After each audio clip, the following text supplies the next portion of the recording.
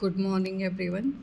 स्वागत है आप सभी का मेरे चैनल स्पेशल एजुकेशन नीड्स में। आज का जो हमारा पेपर है वो है basic research and statistic. Paper code है D19। ठीक है, फोर्थ सेमेस्टर के 3 पेपर थे जो राजस्थान यूनिवर्सिटी के अकॉर्डिंग वो मैंने डाल दिए हैं। पहला गाइडेंस एंड काउंसलिंग है जो प्लेलिस्ट में है, आप जाके देख सकते हैं। दूसरा है ड्रामा एंड आर्ट, वो भी पड़ा हुआ है जो आपका 10 तारीख को पेपर है वो भी। और नेक्स्ट पेपर है आपका बेसिक रिसर्च एंड स्टैटिस्टिक।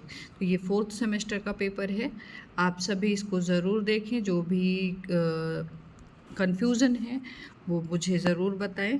ठीक है, वैसे आप लोग बताते नहीं हैं कि आपको क्या कन्फ्यूज़न हुआ है या फिर कोई किसी टॉपिक्स में दिक्कत आ रही है। शायद आप लोग बहुत ज़्यादा होशियार है पढ़ने में, इसलिए नहीं बताते हैं। ठीक है, तो आगे बढ़ते हैं हम। पहला मॉड्यूल जो है हमारा 1.1 जो है वो है इंट्रोडक्शन टू रिसर्च। यहाँ पर रिसर्च के इंट्रोडक्शन के बारे में बात करनी है हमें। तो मॉड्यूल या यूनिट हम कह लेंगे। तो इंट्रोडक्शन टू रिसर्च है। 1.1 है साइंटिफिक मेथड।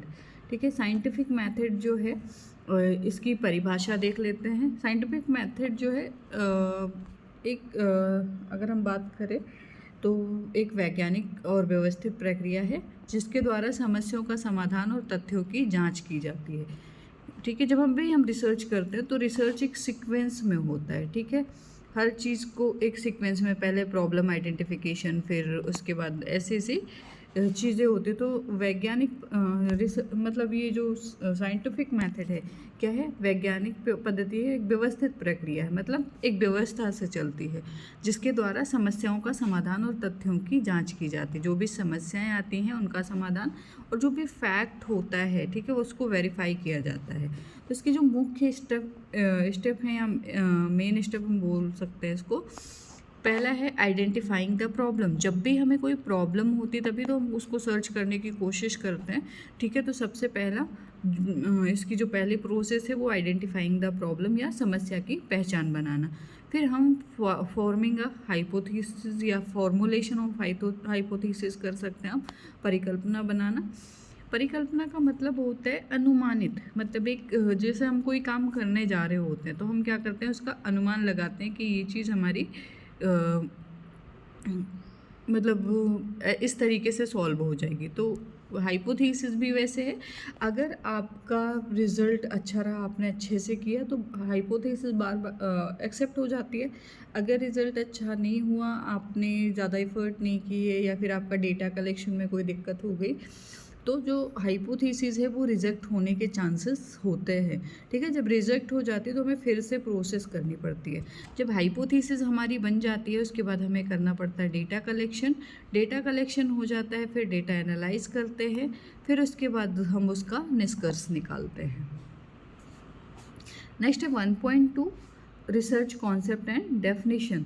तो यहाँ पर सबसे पहले हम कॉन्सेप्ट देख लेते हैं। शोध क्या है, एक ऐसी प्रोसेस है जिसके माध्यम से नई जानकारी प्राप्त की जाती है और पुरानी जानकारी का विश्लेषण किया जाता है। सबसे पहले अगर हम इसका शाब्दिक अर्थ देखें तो री और प्लस सर्च। ठीक है, री प्लस सर्च। री प्लस सर्च का मतलब क्या होता है, अगेन एंड अगेन। मतलब कोई भी चीज़ हम क्या करते हैं, अगेन एंड अगेन सर्च करते हैं। कोई फैक्ट होता है, कोई घटना होती है, उसको बार बार हम सर्च करते हैं। ठीक है, तो शोध क्या है, एक ऐसी प्रोसेस है जिसके माध्यम से नई जानकारी प्राप्त की जाती है और पुरानी जानकारी का विश्लेषण किया जाता है।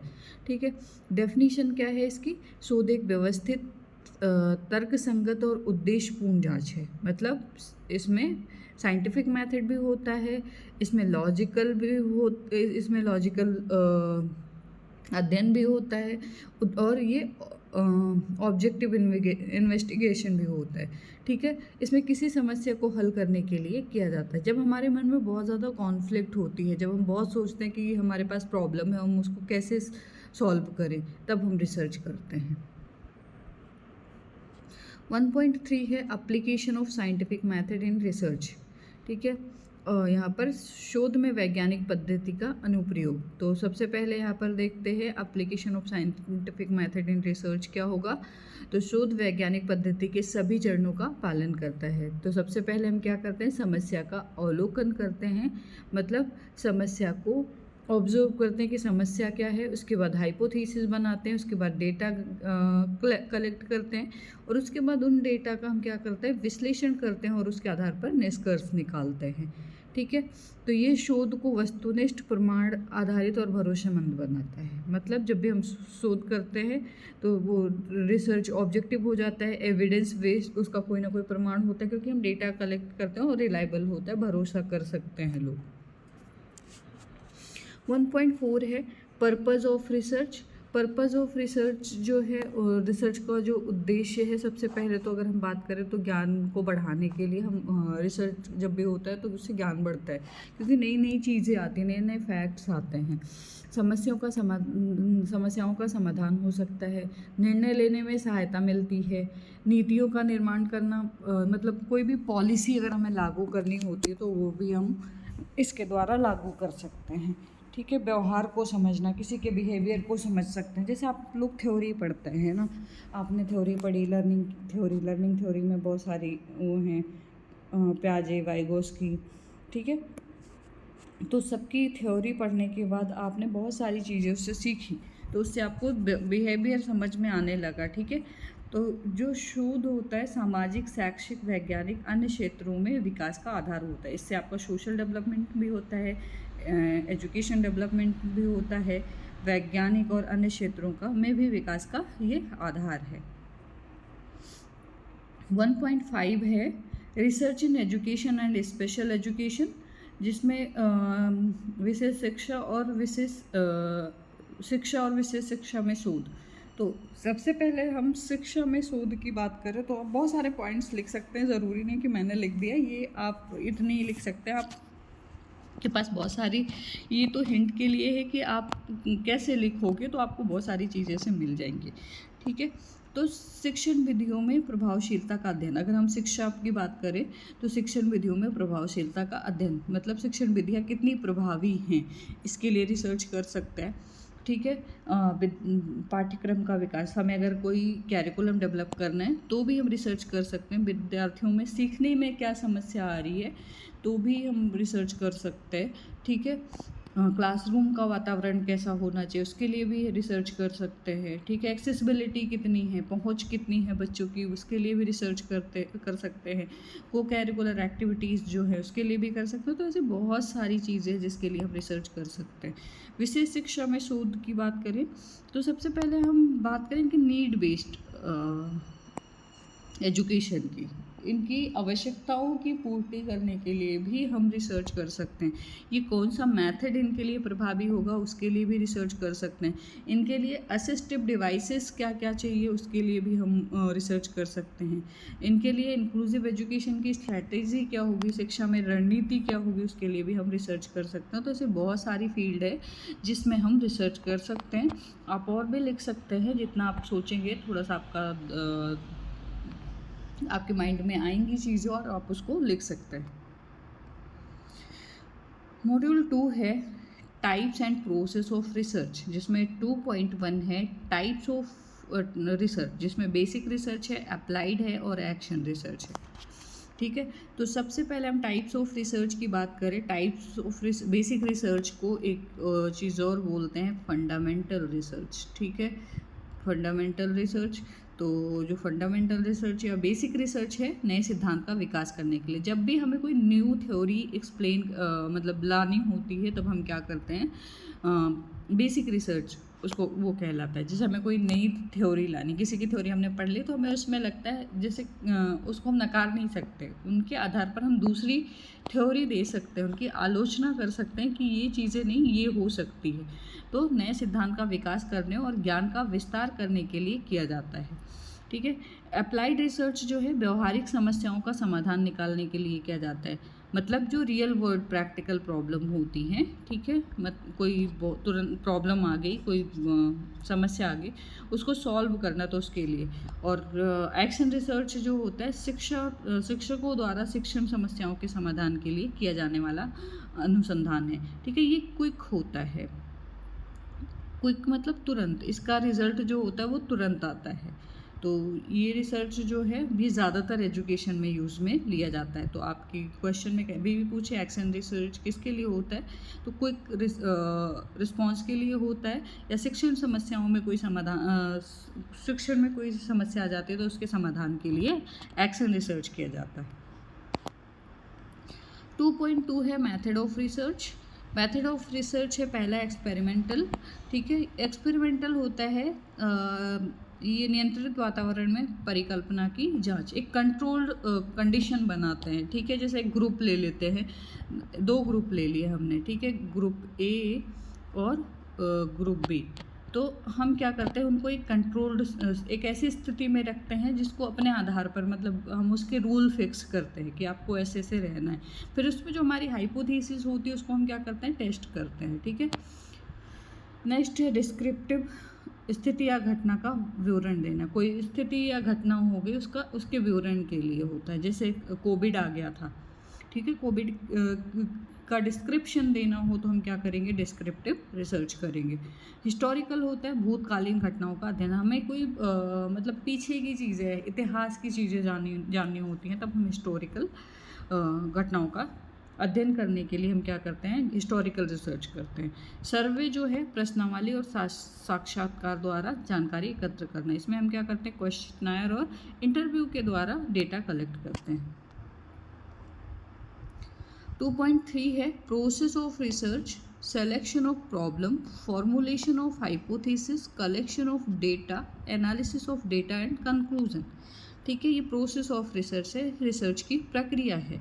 तो सबसे पहले समस्याओं का चयन करते हैं, शोध का पहला चरण होता है ये, जिसमें हम क्या करते हैं, हम अपनी प्रॉब्लम को चुनते हैं, विषय को चुनते हैं जिसमें हमें जांच की आवश्यकता होती है। दूसरा चरण होता है हमारा परिकल्पना का निर्माण। दूसरा हम क्या करते हैं, परिकल्पना का निर्माण करते हैं, हाइपोथेसिस बनाते हैं, अनुमान या संभावित उत्तर जो जांचा जाना है, ठीक है। उसके बाद हम क्या करते हैं, डेटा कलेक्शन करते हैं उपयुक्त तरीके से, जैसे हम क्वेश्चनायर बना लेंगे, इंटरव्यू, सर्वे या ऑब्जर्वेशन, इसके माध्यम से हम क्या करते हैं, डेटा कलेक्शन करते हैं। उसके बाद उस डेटा को चेक करते हैं, उस डेटा का विश्लेषण करते हैं और निष्कर्ष निकालते हैं, ठीक है। नेक्स्ट है 2.4 action research in teaching learning environment. तो इसमें action research in teaching learning environment जो है ये शिक्षक द्वारा अपने शिक्षण में आने वाली समस्याओं को हल करने हेतु किया जाता है, ठीक है। क्यों किया जाता है, शिक्षक द्वारा शिक्षण में आने वाली समस्याओं को हल करने हेतु, ठीक है। अगर टीचिंग में कोई भी समस्या आ रही हो तो टीचर द्वारा ये रिसर्च किया जाता है, ठीक है। उदाहरण जैसे कमज़ोर छात्रों की गणना कौशल सुधारने हेतु रणनीति बनाना, ठीक है। तो इसमें वही स्टेप होंगे, समस्याओं की पहचान, फिर योजना बनाते हैं, फिर उसको इम्प्लीमेंट करते हैं, फिर परिणामों का मूल्यांकन करते हैं। 2.5 है प्रोफेशनल कॉम्पिटेंसी फॉर रिसर्च, ठीक है। प्रोफेशनल कॉम्पिटेंसी फॉर रिसर्च मतलब अनुसंधान के लिए व्यावसायिक दक्षता, मतलब एक रिसर्चर जो होता है, रिसर्चर कौन होता है, रिसर्च करने वाला, ठीक है। रिसर्च करने वाला कौन होता है, रिसर्चर जो होता है वो रिसर्च करने वाला होता है, ठीक है। तो सबसे पहले उसमें कौन कौन सी दक्षताएं होनी चाहिए, कॉम्पिटेंसी होनी चाहिए। तो आलोचनात्मक सोच होनी चाहिए, यानी कि क्रिटिकल थिंकिंग कर पाता हो, गहन सोच कर पाता हो। डेटा विश्लेषण का ज्ञान होना चाहिए, किस तरीके से डेटा का विश्लेषण कर पाएंगे। नैतिक समझ होनी चाहिए, एथिकल अवेयरनेस। नैतिक समझ मतलब अपने लिए क्या सही है, दूसरों के लिए क्या सही, क्योंकि जो डेटा होता है वो कॉन्फिडेंशियल रखा जाता है, हम किसी के सामने लीक नहीं कर सकते। हमें ये मेक श्योर करना होता है क्लाइंट को या फिर जिससे हम डेटा ले रहे होते हैं उसको, कि जो भी डेटा है वो आपका हमारे पास सेव रहेगा, उसे विश्वास दिलाना होता है, तब वो जाके डेटा बताता है। तो इसलिए नैतिक समझ होनी चाहिए। लेखन कौशल, मतलब लिखने का कौशल अच्छा होना चाहिए, क्योंकि बहुत लिखना पड़ता है इस रिसर्च में। Use of ICT and tools, तकनीकी ज्ञान होना चाहिए, क्योंकि आजकल जो भी पब्लिकेशन करते हैं, डिजर्टेशन हो, रिसर्च पब्लिकेशन हो, तो उसके लिए हमें ICT का यूज़ अगर आता है तो हमारी चीज़ें जो होती है वो बहुत ज़्यादा हार्ड ना होके सही हो जाती हैं। ठीक है, तो शिक्षक को समस्या पहचानने, सटीक समाधान खोजने और निष्कर्ष प्रस्तुत करने का में कुशल होना चाहिए। मॉडल 3, सॉरी ये मॉड्यूल है, वही मैं मॉडल पढ़ रही हूँ। मॉड्यूल 3 टूल्स ऑफ रिसर्च 3.1 है test, norms, difference, criterion, reference and teacher made. ठीक है, तो यहाँ पर सबसे पहले हम बात करें CRT की। CRT की वैसे वीडियो पड़ी है, CRT और NRT की, तो आप जाके देख सकते हैं। तो CRT जो है ये छात्रों के प्रदर्शन की तुलना समूह के अन्य छात्रों से करता है। जैसे एक छात्र है और समूह है ये, उसमें बहुत सारे छात्र हैं। ठीक है, तो उसमें क्या होता है, उनकी तुलना क्या होती है, किसी समूह के एक छात्र के साथ की जाती है। ठीक है, उदाहरण क्या होता है, जैसे IQ टेस्ट कर लिया किसी का, ठीक है, स्टैंडर्डाइज टेस्ट हो गया, SAT हो गया, SAT हो गया, ये टेस्ट के नाम है। ठीक है, तो इस तरीके से IQ टेस्ट, उसके अलावा मतलब ऐसे टेस्ट जो स्टैंडर्डाइज्ड हों, ठीक है, ऐसे टेस्ट की बात करें, वो क्या होता है, नॉर्म रेफरेंस टेस्ट या NRT कहते हैं उसको। ठीक है, NRT आपकी एग्ज़ाम में इसमें तो आता ही आता है। आप UGC नेट या फिर रीट या फिर CTET का पेपर देते हैं, एलिजिबिलिटी टेस्ट देते हैं, उन सब में आता है। नेक्स्ट है criterion reference test. Criterion reference test का मतलब होता है ये तय किए गए सीखने के उद्देश्य के आधार पर छात्र के प्रदर्शन को आंकता है। इसमें क्या होता है, एक पहले से एक फॉर्मेट तय होता है, मतलब एक शेड्यूल होता है कि इस तरीके से ये ऑब्जेक्टिव होंगे और इस तरीके से मानक टेस्ट होंगे। तो ये स्कूल की यूनिट टेस्ट, बोर्ड परीक्षा, जैसे लास्ट एग्ज़ाम होता है, समेटिव टेस्ट होता है ना, तो उसमें तय है कि आप पास होगे या फेल होगे। ठीक है, तो उस तरीके से होता है, तो उसको क्राइटेरियन रेफरेंस टेस्ट कहते हैं। टीचर मेट टेस्ट जो होता है, ये परीक्षण क्या होता है, शिक्षक द्वारा विशेष विषय कक्षा के स्तर के अनुसार तैयार किया जाता है।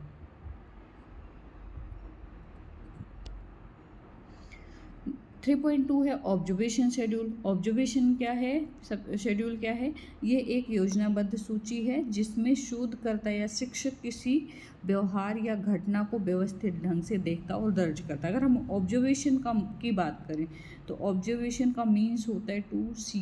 ठीक है, मतलब देखना। तो देखना क्या, जब हम आँखों के द्वारा कोई प्रत्यक्ष चीज़ देख रहे होते, मतलब सामने चीज़ें देख रहे होते, तो ये दो तरीके की होती है, डायरेक्ट और इनडायरेक्ट। एक तो हम बताकर करते हैं और एक बिना बताए ऑब्जर्व करते हैं। ठीक है, तो क्या है, एक योजनाबद्ध सूची है जिसमें शोधकर्ता या शिक्षक किसी व्यवहार या घटना को व्यवस्थित ढंग से देखता और दर्ज करता है। इसका प्रयोग विशेष शिक्षण व्यवहार, कक्षा सहभागिता आदि के निरीक्षण में होता है। ठीक है, कहाँ पर होता है, शिक्षण व्यवहार, स्टूडेंट का व्यवहार, क्लास में पार्टिसिपेशन कितनी है, बच्चा किस तरीके से लर्न करता है, हर एक चीज़ में हम ऑब्जर्वेशन कर सकते हैं।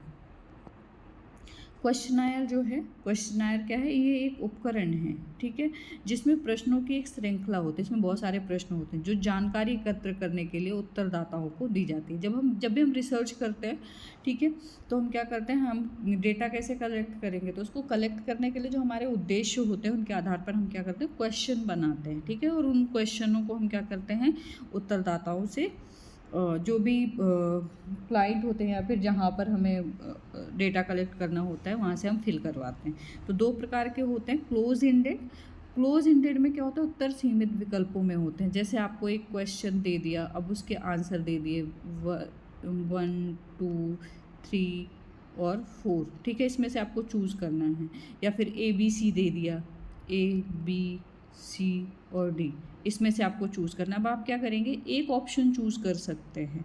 ठीक है, और ओपन एंडेड की अगर हम बात करें तो ओपन एंडेड जो होते हैं वो क्या होते हैं, उत्तर इसमें अपनी राय दे सकते हैं, उत्तरदाता स्वतंत्र रूप से उत्तर देता है। ठीक है, इसमें कोई बाउंडेशन नहीं होती कि आप थोड़े से शब्द बोल सकते हैं। इसमें जितना उत्तर देना चाहें उतना दे सकते हैं। जैसे आप अपने शब्दों में डिफ़ाइन करिए कि रिसर्च क्या है, या रिसर्च प्रॉब्लम, कोई समस्या आ जाए तो उसको आप कैसे सॉल्व करेंगे, इस तरीके से। ठीक है, तो ये ओपन एंडेड क्वेश्चन होता है। नेक्स्ट है रेटिंग स्केल्स। रेटिंग स्केल्स जो होती है, इसका उपयोग किसी गुण, व्यवहार या प्रदर्शन को मापने के लिए किया जाता है।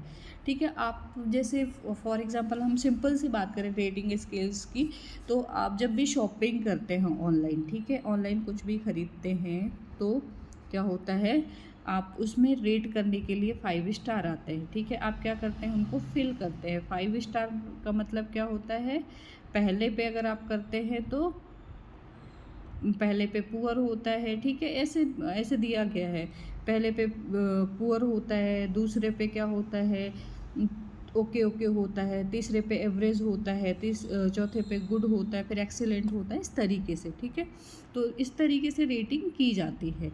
तो उदाहरण जो है 1 से 5 तक, संतोष स्तर जैसे very unsatisfactory to very satisfactory, बहुत अच्छा, अच्छा, औसत आदि, ये चीज़ें जो मैं अभी आपको बता रही थी।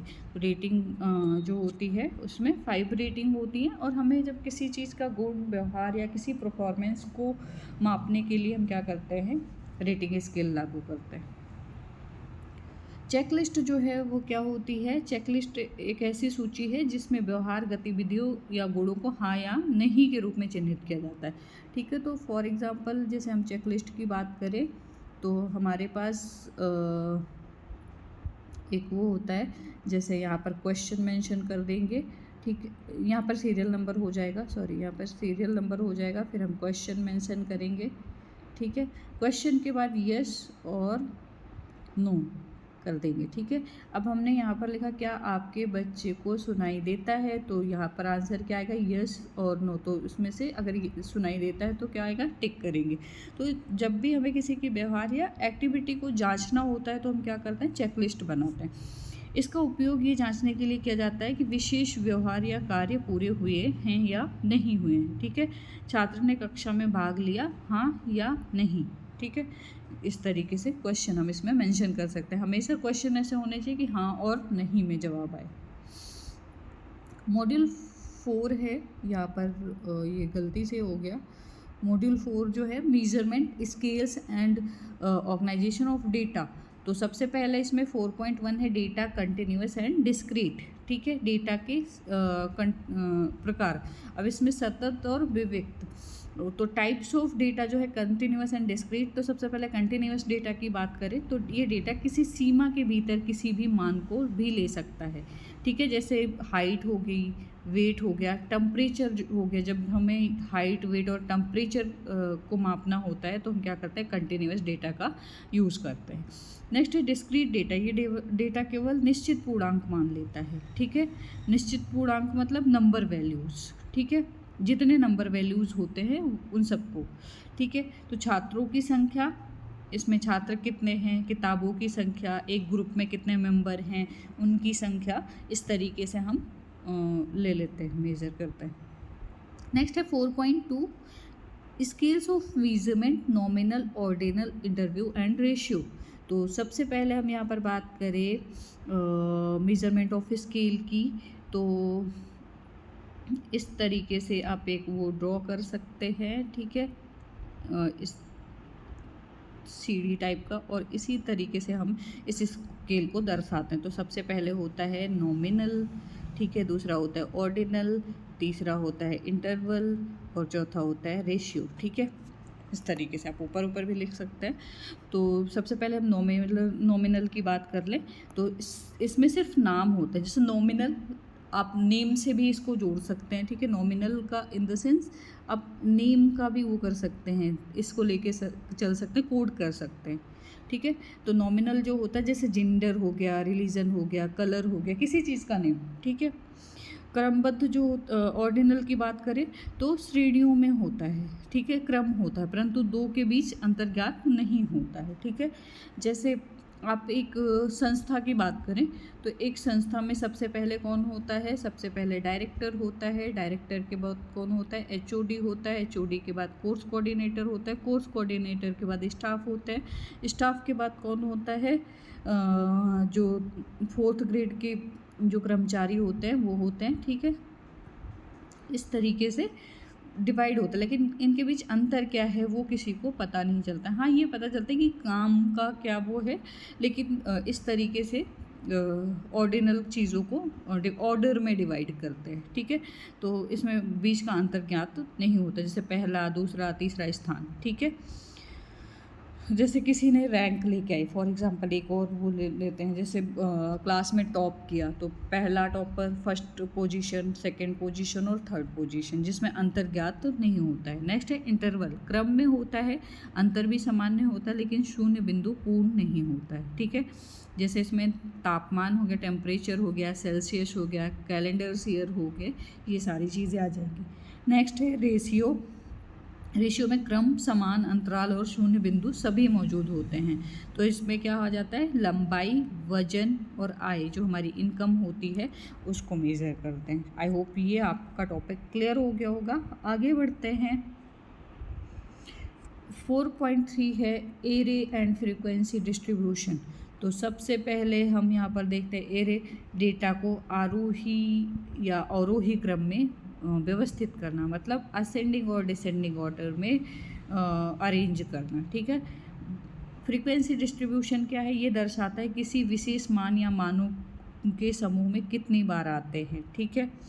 मतलब दर्शाता है किसी विशेष मान या मानों के समूह में कितनी बार आते हैं। अंक जैसे यहाँ पर उदाहरण दिया है 0 से 5, इसमें 5 छात्र हैं, ठीक है। 11 से 20, ठीक है। तो यहाँ पे कितने छात्र हैं? 8 छात्र हैं। 0 से 10, तो इसमें कितने हो गए? 5 स्टूडेंट। ये वही चीज़ें हैं जो मैं अभी आपको मैंने इधर बताया, 0 से 10। तो ये मान ज्ञात करते हैं, ठीक है। 4.4 है फ्रीक्वेंसी पॉलीगॉन। तो फ्रीक्वेंसी पॉलीगॉन जो है ये बारंबारता विवरण को दर्शाने के लिए रेखाचित्र विधि है, ठीक है। ये क्या है? एक रेखाचित्र विधि है। वर्गांतरों के माध्यम से बिंदु को उनकी बारंबारता के अनुसार बनाकर उन्हें जोड़ते हैं, ठीक है। ये तुलना करने के लिए, प्रवृत्तियों को देखने के लिए उपयोगी होता है। जब भी हमें कंपैरिजन करना होता है, ठीक है, डिस्ट्रीब्यूशन का, तो उसके लिए ज़्यादा ज़रूरी होता है ये। नेक्स्ट है हिस्टोग्राम। हिस्टोग्राम जो है वो ये बारंबारता वितरण का स्तंभ रूपी ग्राफ होता है, जिसमें वर्गांतर लगातार होते हैं, ठीक है। इसमें क्या होता है? इंटरवल्स जो होते हैं वो कंटिन्यूअस होते हैं। कुछ रिक्त स्थान नहीं होता है इसमें स्तंभों के बीच, ठीक है। जो भी स्तंभ होते हैं उनके बीच रिक्त स्थान नहीं होता। ऊंचाई, बारंबारता, ठीक है। परीक्षा में प्राप्त अंक का विवरण, जैसे हम फॉर एग्जांपल एक ग्राफ बनाते हैं कि पहले बच्चे ने 50% स्कोर किया, दूसरे बच्चे ने उससे ज़्यादा किया यानी कि 60% कर लिया, ठीक है। तीसरे बच्चे ने क्या किया? 70% कर लिया, इस तरीके से। मॉड्यूल 5 है डिस्क्रिप्टिव स्टैटिस्टिक। डिस्क्रिप्टिव स्टैटिस्टिक जो है कॉन्सेप्ट एंड एप्लीकेशन, इसमें देख लेते हैं सबसे पहले। तो अवधारणा, कॉन्सेप्ट जो है वर्णनात्मक सांख्यिकी डेटा को संक्षेप में प्रस्तुत करने का और उसका वर्णन करने के लिए उपयोगी है। तो इसका एप्लीकेशन किस लिए होता है? औसत निकालना, जब हमें एवरेज निकालना होता है, डेटा की प्रवृत्ति जानना और तुलना करने के लिए होता है, ठीक है। कक्षा में छात्रों के अंकों का विश्लेषण, ये इसका एग्जाम्पल होगा। 5.2 है measures of central tendency, mean, median and mode, ठीक है। इसके क्वेश्चन भी आते हैं, बट इतने शॉर्ट टाइम में क्वेश्चन करवाने का टाइम नहीं मिलेगा, इसलिए मैं थोड़ा बहुत इसको समझा दूँगी। तो सभी मूल्यों का योग, कुल मानों की संख्या। इसमें क्या करते हैं?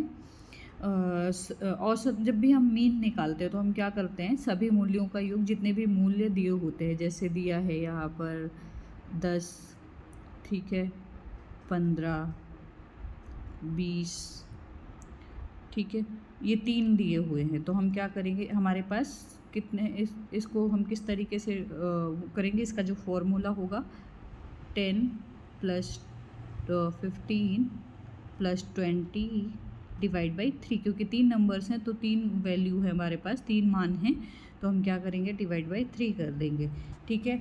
तो इसको जोड़ लेंगे, इस तरीके से हमारा मीन निकल आएगा। माध्यम की बात करें, जब मध्य मान जब डेटा को क्रम में रखा जाता है, ठीक है। मध्य मान क्या होगा हमारा, इसमें 15 हो जाएगा, क्योंकि देखो 10 और 20 के बीच का कौन सा अंक है, 15 है, ठीक है। तो 15 क्या होगा हमारा, मोड हो जाएगा, बहुलक हो जाएगा।